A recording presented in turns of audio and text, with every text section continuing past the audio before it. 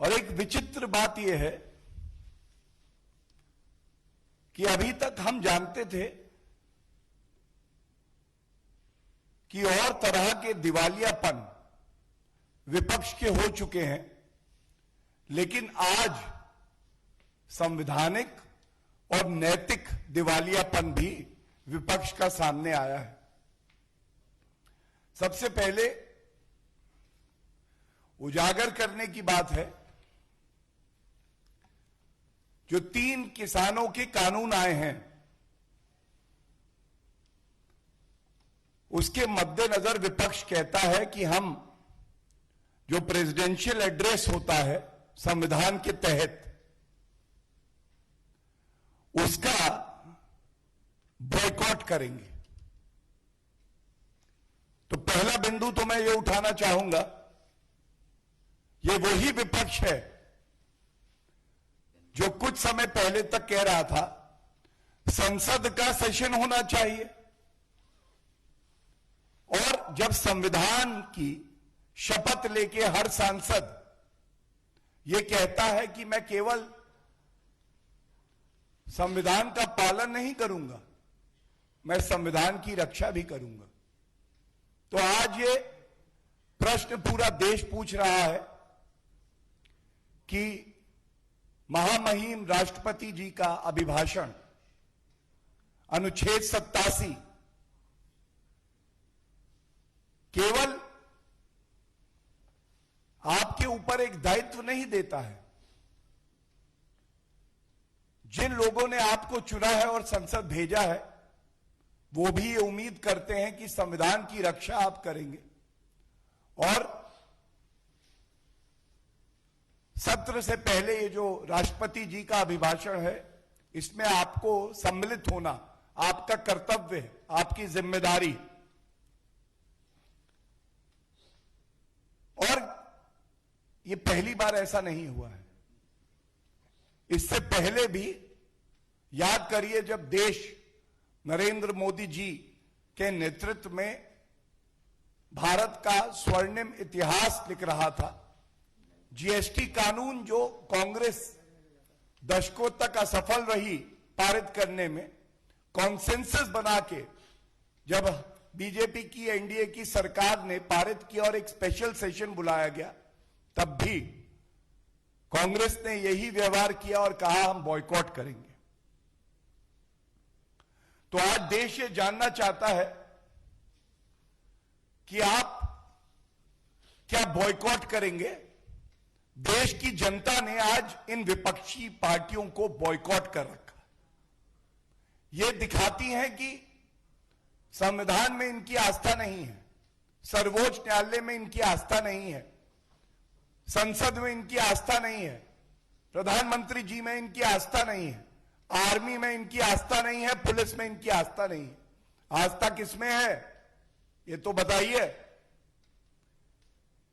एक और चार्ज लगाया, अनर्गल जैसी बातें विपक्ष आजकल करता है। उन्होंने कहा ये जो 3 कानून हैं, ये एक मनमाने तरीके से पारित हुए हैं। तो जिनकी याददाश्त चली गई है, जो राजनीति के गजनी बन गए हैं, मैं केवल आपके समक्ष उनकी याद को तरोताजा करना चाहता हूं कि ये झूठ की राजनीति कब तक चलेगी। जब लोकसभा में ये 3 कानून पारित हुए तो विपक्ष की तरफ से, कांग्रेस की तरफ से, सबसे बड़ा दल है, अधीर रंजन चौधरी जी ने बहस में हिस्सा लिया। टीएमसी की तरफ से महुआ मोइत्रा और कल्याण बैनर्जी साहब बोले। समाजवादी पार्टी की तरफ से टी हसन जी बोले। डीएमके की तरफ से सुंदरम जी बोले, और बाकी और कई अन्य विपक्ष के नेता भी बोले। इसी तरह से राज्यसभा में पूर्व प्रधानमंत्री जी एचडी देवेगौड़ा जी, डीएमके के टीकेएस इलांगोवन, समाजवादी पार्टी के रामगोपाल यादव जी, कांग्रेस के प्रताप सिंह बाजवा जी और अकाली दल के नरेश गुजराल जी बोले।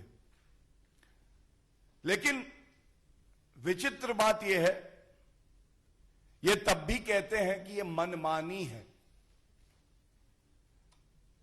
इस बात का हमें गर्व है कि जब से एनडीए और भारतीय जनता पार्टी की सरकार है और श्री नरेंद्र मोदी जी इस देश के प्रधानमंत्री हैं, संविधान की रक्षा करते हुए, उसकी मर्यादा रखते हुए, जो प्रक्रिया का पालन होना है उसका पालन करते हुए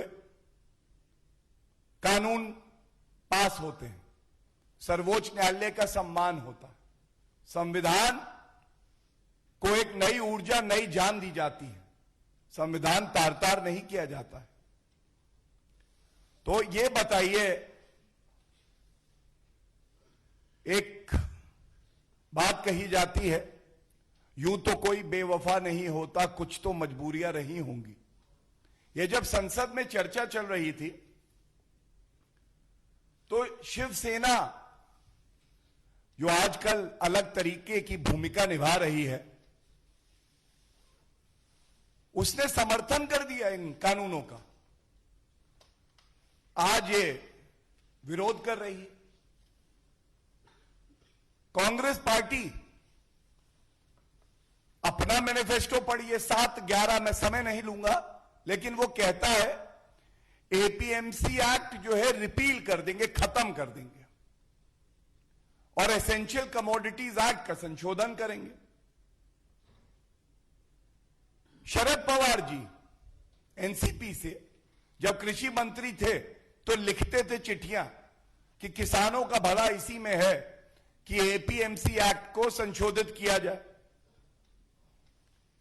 अकाली के बारे में क्या कहना, उनके सर्वोच्च नेता, हमारे लिए बड़े सम्मानित हैं, प्रकाश सिंह बादल जी ने कहा यह किसानों के हित में कानून है। हरसिमरत कौर बादल जी ने भी यही बात कही। तो अब ऐसी क्या मजबूरी आ गई? और आम आदमी पार्टी ने तो एक कानून लागू किया, नोटिफिकेशन किया, लेकिन फिर भी अब पलट गई है।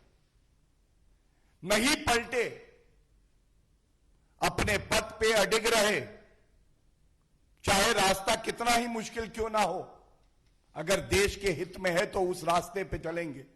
वो हमारे आदरणीय प्रधानमंत्री श्री नरेंद्र मोदी जी हैं। एक वचन लिया उन्होंने, किसानों का हित करेंगे, रॉबर्ट वाड्रा की तरह किसानों की जमीन नहीं हड़पेंगे, किसानों को 1.5 गुना एमएसपी देना, स्वामीनाथन कमीशन की सिफारिश, और स्वामीनाथन जी ने तारीफ करी। किसान सम्मान निधि 1,20,000 करोड़ रुपए सीधा किसानों के खातों में पहुंचे। सॉइल कार्ड देना, अगर किसी ने चरितार्थ किया है तो वो देश के प्रधानमंत्री नरेंद्र मोदी जी हैं। और इसीलिए देश आज पूछता है कि विपक्ष की पार्टियां कहती हैं हम बॉयकॉट करेंगे, ये पलटियां आप क्यों खा रहे हैं? इसकी वजह तो हमें बता दीजिए। और इसके बाद एक बात और आई, जो गणतंत्र दिवस पे कानून को तार-तार किया गया। गणतंत्र दिवस वो पवित्र दिवस है जिस दिन हमें अपना संविधान मिला, लेकिन उसी दिन हमने देखा किस तरह से कुछ बहरूपीय जो अपने आप को किसान बोलते हैं, उन्होंने अराजकता फैलाई, खून बहाया और राष्ट्र ध्वज तिरंगा, जिसके लिए कैप्टन विक्रम बत्रा जी ने कहा था, परमवीर चक्र मिला था उन्हें, कि यह तिरंगा हवा की वजह से नहीं उड़ता, यह उड़ता है हमारे वीर जवानों की सांसों की वजह से। इतना बड़ा एक प्रकरण अराजकता का हो गया, लेकिन कांग्रेस पार्टी, ममता बनर्जी, समाजवादी पार्टी, इनके मुंह से यह शब्द नहीं निकला कि मैं निंदा करता हूं, मैं निंदा करता हूं। क्यों? और इसकी वजह बिल्कुल स्पष्ट है। जब देश से ऊपर मोदी जी के लिए नफरत हो जाए, देश का चाहे नुकसान हो जाए लेकिन मेरा राजनीतिक लाभ हो जाए, तो आपके चरित्र में यह ताकत नहीं रहती कि आप गलत को गलत और सही को सही कह सकें, कि आप यह समझ सके कि हां, मुझे देश के साथ खड़ा होना है, पहले देश हित है, देश हित सर्वोपरि और उसके बाद कोई और राजनीति। और इन्होंने यह तक कह दिया कि यह पूरा जो आंदोलन और प्रकरण है यह बहुत ही शांतिपूर्वक हुआ। तो मैं एक बात जरूर कहना चाहूंगा एक नागरिक होने के नाते, और जो बात आज हर देशवासी महसूस कर रहा है, जय जवान जय किसान का एक नारा है हमारा, तो पुलिस भी जवान की श्रेणी में आती है, और चाहे जवान हो और चाहे किसान हो, यह अपना लहू तो बहा सकता है, लेकिन यह किसी नागरिक का, जो हमारे देश का है, उसका लहू नहीं बहा सकता। आप भी ये मानेंगे कि आज पूरा देश दिल से सैल्यूट कर रहा है उन पुलिस कर्मियों को जिन्होंने ये सुनिश्चित किया कि उनका खून तो बह जाए, लेकिन किसी नागरिक की जान पे हम नहीं बनने देंगे, जिन्होंने ये सुनिश्चित किया कि बिना एक गोली चलाए अराजक तत्वों को हम ठीक करेंगे, जिन्होंने ये सुनिश्चित किया, जिसकी बात विपक्ष नहीं करेगा, कि जो 300 लोग परेड में फंस गए थे, जिसमें बच्चे भी थे, हमारे और आपके बच्चे थे, उनको कैसे सुरक्षित स्थानों पर पहुंचाया जाए, यह भी हमारी वीर पुलिस ने सुनिश्चित किया है। और इसीलिए आज मैं इतना ही कहूंगा, राजनीति जरूर करिए, लेकिन सेना के लिए अपशब्द कह देना, जो कि कांग्रेस का पुराना इतिहास रहा है, आर्मी चीफ को सड़क का गुंडा बुला देना, कह देना कि आर्मी ज्यादा सिविलियंस को मारती है, आतंकवादियों को कम, पुलिस कर्मियों को कभी शाबाशी ना देना, यह ओछी, हल्की और गंदी राजनीति है, और इससे आप हमारे लोकतंत्र को कमजोर करते हैं। एक बात और आई, उन्होंने यहां तक कह दिया कि इस पूरी प्रकरण में जो हिंसा हुई है वो सरकार ने खुद कराई है। तो ये वो सरकार है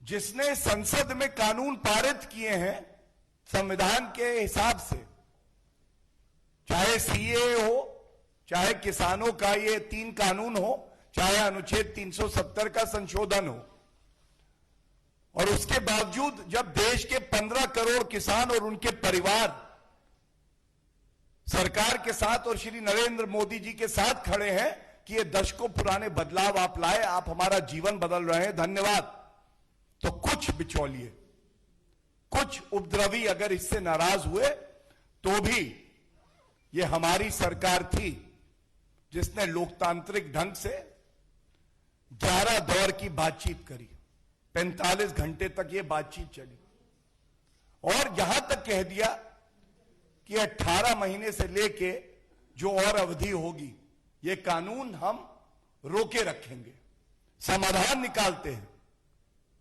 और इस सरकार पे विपक्ष ये आरोप लगाता है कि ये गैर लोकतांत्रिक है।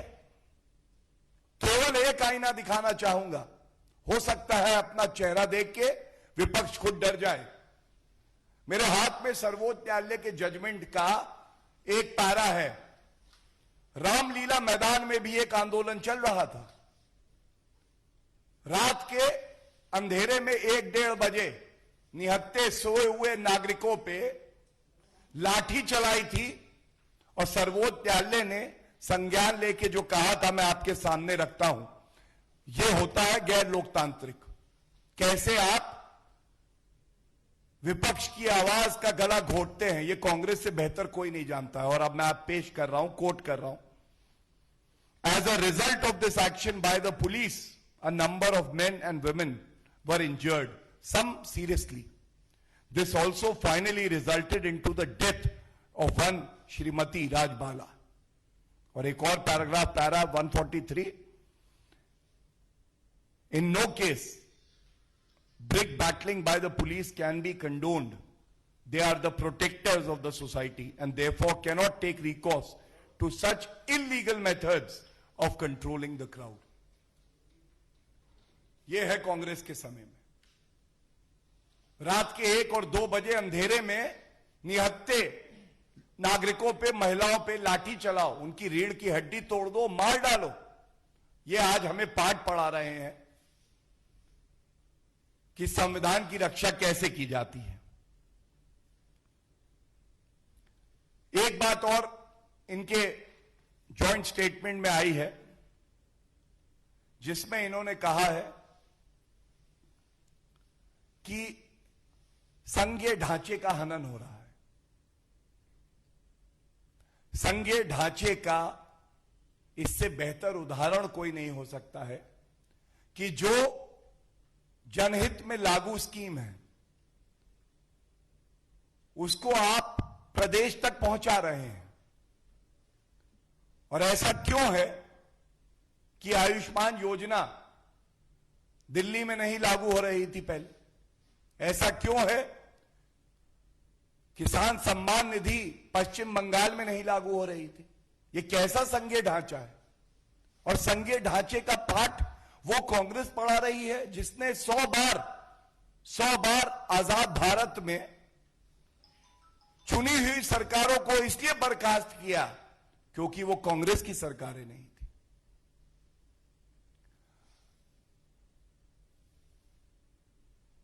और ये जो जॉइंट स्टेटमेंट आया है इसमें 16 पार्टियों का नाम है। ईमानदारी, सच्चाई से बड़ी कोई ताकत नहीं होती है। हमने पहले भी देखा है, विपक्ष की पार्टियां सोचती हैं कि हम एक साथ आ जाएंगे तो एक यशस्वी प्रधानमंत्री, ईमानदार प्रधानमंत्री, कर्तव्यपरायण प्रधानमंत्री को झुकना पड़ेगा। लेकिन सब जानते हैं कि 2019 के चुनाव में क्या हुआ था। और इतना ही कहूंगा, 0 + 0 + 0 + 0 + 0 लगाते चले जाइए और उनको जोड़ेंगे तो 0 ही निकलेगा। जब तक देश के प्रति जो निष्ठा है उसका एक सामने नहीं लगेगा तो वो बड़ा नंबर नहीं बनेगा। किसानों के साथ भारतीय जनता पार्टी कंधे से कंधा मिला के खड़ी है, लेकिन विपक्ष को इसी मंच से एक मजबूत संदेश देना चाहते हैं। अगर देश हित में कोई कदम उठाया गया है, चाहे वो अनुच्छेद 370 हो, चाहे सीएए हो, चाहे ट्रिपल तलाक का हो, चाहे किसानों का जो कानून है वो हो, और आप ये सोचते हैं कि दबाव बना के वो वापस हो जाएगा, तो याद रखिएगा ये श्री नरेंद्र मोदी जी की सरकार है। ये केवल जनता के सामने झुकती है। किसी विपक्ष में, खासकर उसमें जो भ्रष्टाचारी, सांप्रदायिक हो, वंशवाद से पीड़ित हो, इतनी ताकत नहीं है कि दबाव बना के अनुचित कदम जो देश के हित में ना हो हमसे करवा ले। और अंत में इस प्रेस वार्ता का यही कह के करूंगा, परसों से तिरंगे की बात हो रही है। जब तक भारतीय जनता पार्टी की सरकार है और श्री नरेंद्र मोदी जी देश के प्रधानमंत्री हैं, ना तिरंगा कभी झुका था, ना झुका है और ना झुकेगा। और ऐसी कोई ताकत पूरे विश्व में नहीं है जो हमारे तिरंगे का अपमान कर सके। बहुत बहुत धन्यवाद। कोई प्रश्न हो तो पूछ लीजिए। history of India, the policing have seen 400, around 400 of the colleagues being hurt. This is unprecedented. And today, Amit Shah ji went and met some of them in hospital. What is your take on that? And no bloodshed was there, as the police functionary said in his press conference. That's a very important and yet very sensitive question, and I thank you for asking me that.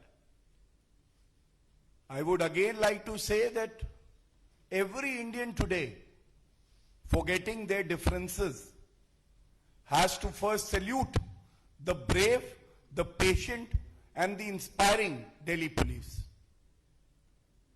And you would also realize that the call to take any extreme measure is always available to the police. But yet, the real test and character of a police and a government is when you exercise restraint.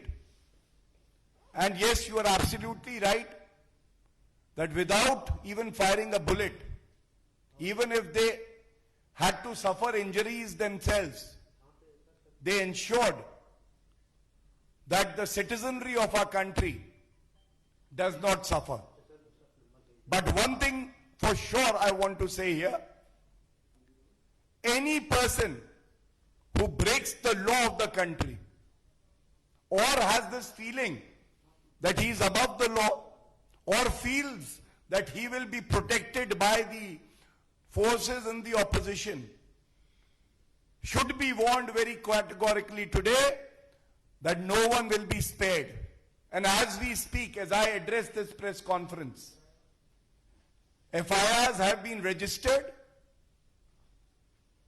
and people, the so-called farmer leaders who were rushing to their rat holes when these people protesting were looking towards them to restore peace, they were nowhere to be seen.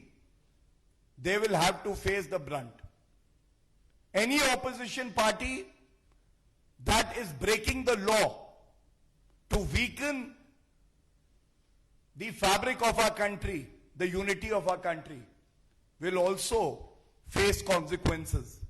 And as we speak, I was watching it on a channel that action is being taken, and this is a very strong and stern warning. No matter how high you think you are, you will never be above the law of the country. Sir, आप कृषि कानूनों की बात कर रहे थे और पश्चिम बंगाल का ममता का भी जिक्र किया। वहां पर रेजोल्यूशन पास किया गया है इन कृषि कानूनों के विरोध में। देखिए, क्योंकि मैं पेशे से एक वरिष्ठ अधिवक्ता भी हूं, मैं इतना ही कहूंगा, जब केंद्र के कानून पारित होते हैं संसद से, तो प्रदेश को यह अधिकार नहीं है कि वो कहे कि लागू नहीं करेंगे। लेकिन हाँ, ये बात सच है कि ये वही ममता बनर्जी हैं जो अराजकता की मूर्ति हैं, जिन्होंने ये कहा था कि अगर सीएए लागू किया तो गृह युद्ध हो जाएगा। और मैं इतना ही कहूंगा हर उस व्यक्ति को जिसने संविधान की शपथ ली है कि हम विरोधी हो सकते हैं लेकिन हम दुश्मन नहीं हैं, और संविधान की मर्यादा बनी रहे, यह सुनिश्चित करना केवल और केवल केंद्र सरकार या भारतीय जनता पार्टी का काम नहीं है, यह सबका दायित्व है। और अपने विरोधों के साथ जब हम संविधान के प्रति अपनी तत्परता और प्रतिबद्धता दिखाएंगे, तभी यह देश आगे बढ़ेगा। सर, एक और सवाल यह है कि उपद्रवकारियों ने जो 11 राउंड ऑफ टॉक्स हुए, उनको भी उन्होंने क्या आपके हिसाब से उसको भी डिरेल किया और अंत में उन्हीं लोगों ने पूरे किसान के आंदोलन को सबोटाज किया, और वो क्या लगता है? देखिए, ये सब जांच का विषय है, लेकिन मैं एक बात जरूर कह दूंगा कि ये जो 11 दौर की चर्चा हुई, अगर इसमें कोई बड़े मन से, लचीलेपन से बैठा तो केवल और केवल सरकार और कृषि मंत्री तोमर जी थे। आप बताइए, अगर सरकार भी ये कह देती पहले आंदोलन वापस लो और उसके बाद बातचीत करेंगे, तो शायद ये वार्ता कहीं ना पहुंचती।